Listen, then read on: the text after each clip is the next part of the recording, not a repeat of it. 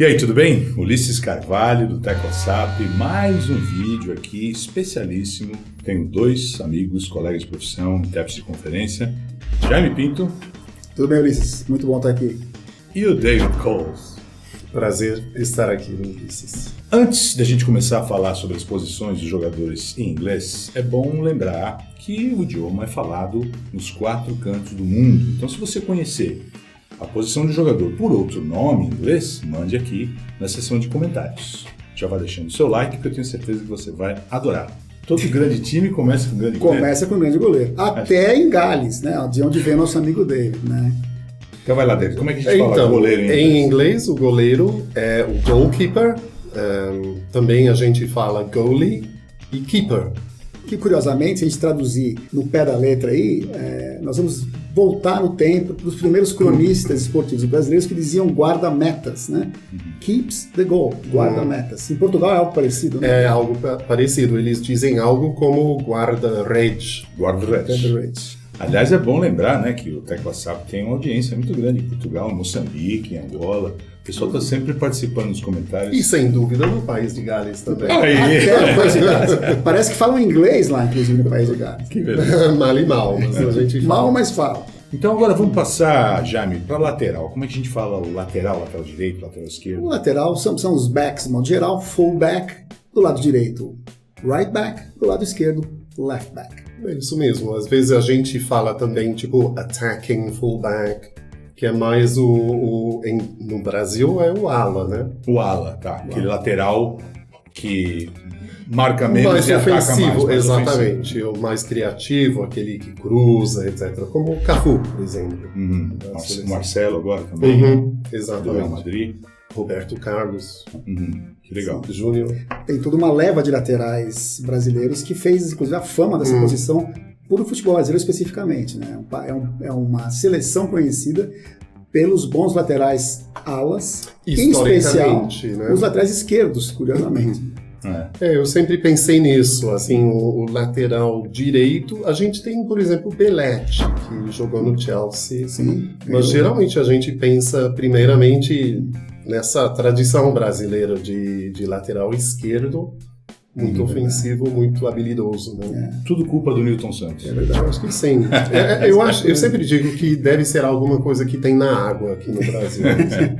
E o centro da zaga? Como é que a gente fala o zagueiro central, quarto zagueiro David? Geralmente, hoje em dia que tem uma linha de 4, tipicamente, a gente tem uma dupla de zaga, a gente chama de center backs. Né? O cara, antigamente era o center half, hoje em dia é o center back, central defender, basicamente isso. Eu lembrei de um agora, cara, que não tá na nossa lista, mas é muito legal também, que é o líbero. Tá. Que é sweeper. Exatamente. E também usa a palavra italiana, né? Libero. Também se fala em inglês Libero, a palavra que vem do italiano. Exatamente. Que é aquele zagueiro que não tem uma posição fixa, aquele cara que aparece no ataque. Beckenbauer, tipicamente, e aquele italiano muito Baresi. Que varre aquela região do campo, daí sweep, né? Sweeper. Exatamente. Cobrindo aquela faixa toda do campo, né? Vamos para o meio campo agora, onde o jogo acontece mesmo, que é a região estratégica do tabuleiro. Bom, o meio do campo, ele é o midfield. Aí quem joga lá são os midfielders. Tipicamente, hoje em dia, a gente tem, digamos, 2 tendências no meio de campo, no meio campista, que é aquele que é um pouco mais defensivo, que seria um holding midfielder, defensive midfielder, e aquele que é mais criativo, né? Que aqui se chama armador. Lá atrás era um ponto de lança. Exatamente. Enfim, na época do guarda-meta, que é o attacking midfielder, que é normalmente, inclusive, um atleta um pouco mais leve, né? A gente tende a associar o holding midfielder, o volante, a um cara mais pesado, mais que chega junto com mais vontade. Mais marcador mesmo. Mais marcador, exatamente. Basicamente isso. Eu penso sempre, por exemplo, o holding midfielder não significa que o cara não possa ter bastante habilidade. Eu penso muito no Gilberto Silva, daquela seleção de 2002, né? Isso. E que jogou no Arsenal.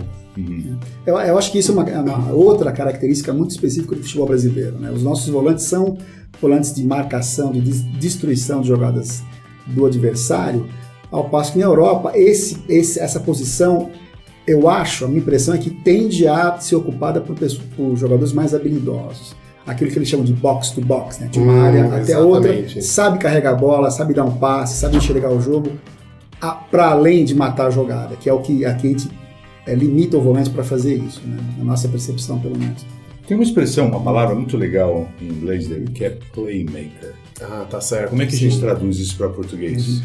Bom, eu acho que antigamente esse playmaker também poderia ser o armador, a camisa 10. Que é aquele cara mais habilidoso. Não é obrigatório ser canhoto, mas é bom, ajuda. Mas é bom ser canhoto. Que é o cara que arma as jogadas, que deixa o centroavante na cara do gol, que é o cara mais driblador, que é o cara que pensa o jogo, né? Que eles falam assim. Quando ele acordou com o pé direito, né? Ele manda no jogo, né? Eu lembro, ninguém aqui vai esquecer de quando o Brasil perdeu para a França, em 98, que o Zidane colocou o time do Brasil inteiro no bolso. Ali foi o playmaker por excelência. Ele comeu o jogo, comeu o jogo, acabou com o jogo. Esse é um playmaker camisa 10 com louvor. Legal, agora vamos para a minha posição que eu honrei, entendeu? Fui artilheiro. Eu acho que agora começa a parte do stand-up. Centroavante, com certeza. A parte do stand-up aqui do trombador, né? Totalmente trombador. Mas como é que a gente fala? Atacante, Jaime, atacante, como é que a gente fala em inglês? Em geral, depois a gente vai falar mais especificamente sobre cada posição. Em geral, é the offense, da parte, incluindo ali pontas e o centroavante em si, os forwards, que são os centroavantes, como era o teu caso. Você era o centroavante? Não, era o trombador. Center forward, o striker. O striker já coloca um peso maior na figura, porque significa que ele strikes, que ele faz gol. É o goleador. O goleador, o artilheiro, né? Matador. O matador, então.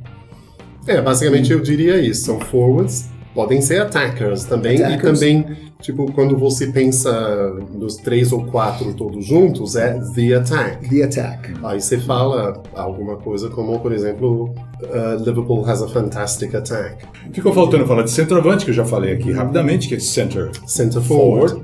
Para o pessoal de Portugal é o avançado. É o avançado. Que era como me chamavam no time que eu defendi lá em Hamilton. Tá certo. Né? Os marinheiros lá de Hamilton. O avançado, né? Para elogiar e para dar bronca, a palavra era essa que eu ouvia. Normalmente era elogio, né? No caso, sempre. Com certeza. Número 9 também às vezes aparecia. Né? Muito legal. Saudades daquela época. E os pontas, hoje em dia a gente não chama mais assim, né, David? Os pontas. Antigamente eram os wingers. Wing forwards, wingers, right wing, left wing. E ainda existem jogadores que são um pouco tradicionais. Por exemplo, quando o Leicester City ganhou um campeonato, tinha aquele Mahrez, que é tipicamente um left winger. Para mim, pelo menos, era assim que eu Ryan Giggs, não era? Típico. Ryan Gibbs também era um left. Você falou Gibbs. Ryan Giggs. Ryan Gibbs. I thought you said that. Ryan Gibbs é do Bee Gees. Do Bee Gees. Legal. Ryan The Gibbs. Brothers Gibbs. Ryan Giggs. Mas ele é mesmo... Foi, né? Até outro dia um ponta... Ele foi, mas ele é interessante porque aconteceu com ele à medida que o cara, por exemplo, ele sofre umas lesões, ele fica um pouco menos veloz que antes, ele envelhece no clube. O Giggs, eu não sei, ele jogou 700 vezes, né, pelo Manchester United. Ele vai passando para o meio. Bom, vamos falar agora de algumas posições mais ou menos auxiliares, não estão jogando diretamente, mas são pessoas importantes numa partida de futebol. Vou começar com o juiz. O juiz é o referee. Quando você vai se queixar de uma decisão, ref. Né? Come on, ref. Se você quiser saber como dizer juiz de primeira instância, segunda instância, etc., juiz do tribunal, você vai clicar nesse link aqui para assistir um vídeo só sobre esse assunto. Pode ser também official, né? Isso. Sim. De onde vem o verbo officiate, que é apitar, né? Arbitrar o jogo especificamente. Quem é que está apitando o jogo hoje?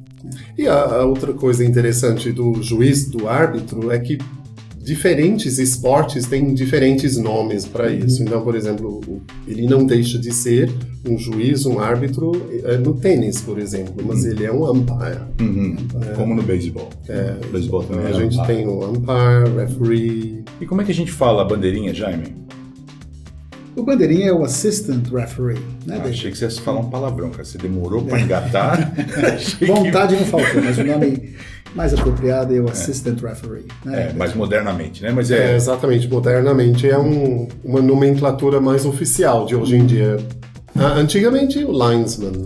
Linesman. E falando em officials, hoje nós temos também o fourth official, que é aquele geralmente que acaba expulsando o técnico, né? O quarto árbitro, né, em português. Vamos falar de reserva e titular.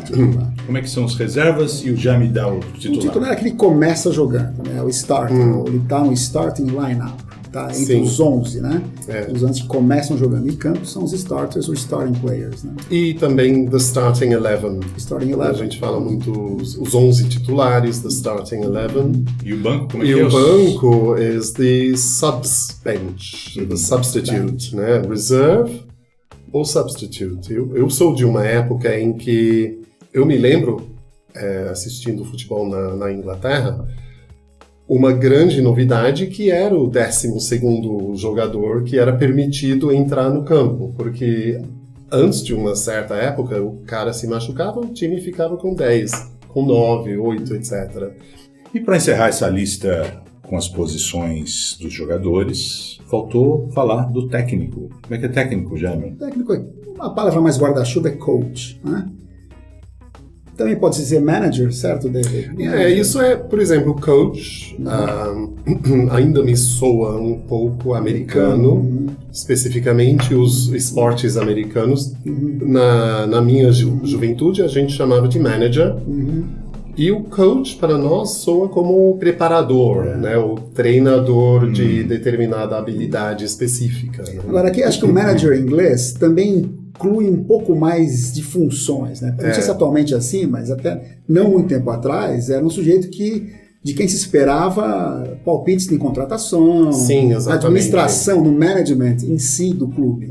Daí talvez essa palavra um pouco mais ampla que é manager. E o coach de fato é o nosso técnico. O cara está na beira do campo dando instrução, mas ele faz questão, inclusive, de não se meter no resto. Eu acho que era o estilo de cada um. Então a gente tinha uns que são meio que inesquecíveis, né? Que nem o Sir Alex Ferguson e Arsene Wenger, que desempenhavam muitos papéis no clube e tipo, davam seus palpites na hora de contratar, mas ao mesmo tempo apareciam na beira do campo dando suas broncas durante o jogo. Soccer ou futebol?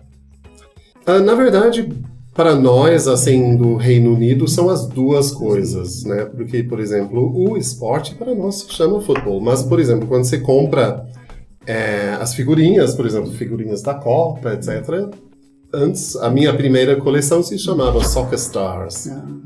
Soccer sempre foi um segundo nome para nós. Aí vem do próprio inglês. Association, né? Ficou muito importante nos Estados Unidos diferenciar, né, entre o futebol, American football, e o soccer veio mais a partir daí, eu acho. Então é isso, gente. Espero que você tenha gostado. Se gostou, claro, não se esqueça de dar um like, compartilhar com os amigos e participe aqui na seção de comentários. A conversa continua aqui embaixo, você sabe muito bem disso. O David e eu somos professores de tradução simultânea e fazemos regularmente um curso aqui em São Paulo. Se você tiver interesse, clique aqui para obter mais informações. E se você gostou desse vídeo, quiser outros vídeos sobre futebol, se você quiser que o Jaime volte, que o David volte, bom, tem que falar aí nos comentários. Assunto não falta, né? Assunto não falta. A gente volta se quiserem. Só se pedirem. É isso aí, gente. Obrigado, Luiz. Tchau, tchau. Valeu.